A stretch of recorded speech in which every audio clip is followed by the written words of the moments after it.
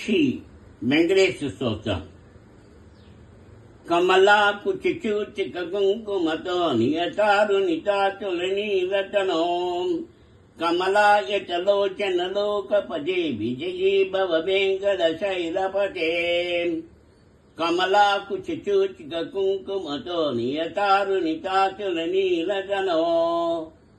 कमला यतलोचन लोकपदे विजयी भव वेंकटशैलपते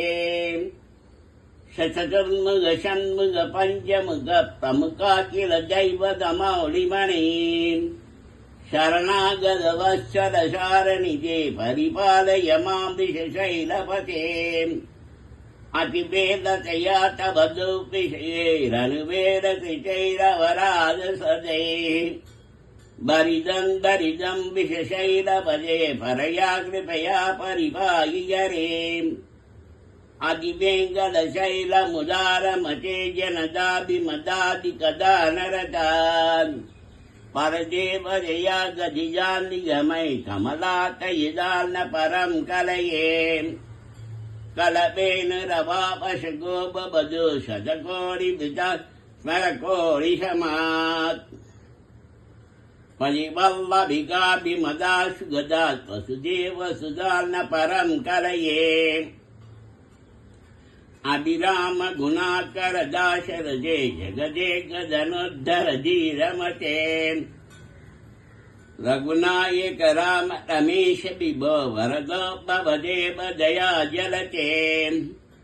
अवनीतनया कमनीय करम रजनीचर राजमुखं मुरुगम रजनीचर राज तमोमिगिरम महनीय मगम रघुराममये सुमगं सुगदं सुलभं सुगदं धनुजञ्जनसुखाय ममोगचरम् अपहाय रघुत्तगमन्यमगं न कथञ्जन गञ्जन जादुभजे विना वेङ्कटेशं ननादो ननाद सदा वेङ्कटेशं शरामि शरामि हरे वेंकटेश प्रसीद प्रसीद प्रियं वेंकटेश प्रयच्छ प्रयच्छ अहं दूरदस्ते पदाम्बोजयुग्म प्रणामे च यागत्य सेवां करोमि सखसेवया नित्यसेवा फलं प्रयच्छ प्रयच्छ प्रभो वेंकटेश अज्ञानिनामया दोषान् शेषान् विहान रे चमत्सत्तं केशवैलज्गामणे अज्ञानिनामया दोषान् शेषान् विधान हरे